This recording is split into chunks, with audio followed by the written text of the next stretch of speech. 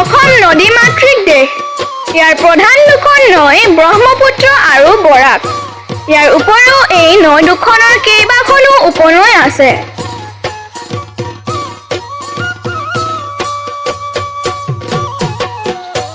বাৰিষা কালত বৰষুণৰ ফলত এই নদ-নদীবোৰৰ পানীয়ে দাঁতি কাষৰীয়া অঞ্চলবোৰত বানপানীৰ সৃষ্টি কৰে। ইয়াৰ উপৰিও পাহাৰীয়া অঞ্চলবোৰৰ পৰা নামি অহা পানীও এই নৈবোৰত পৰে আৰু নদীৰ পানী উপচি পৰে।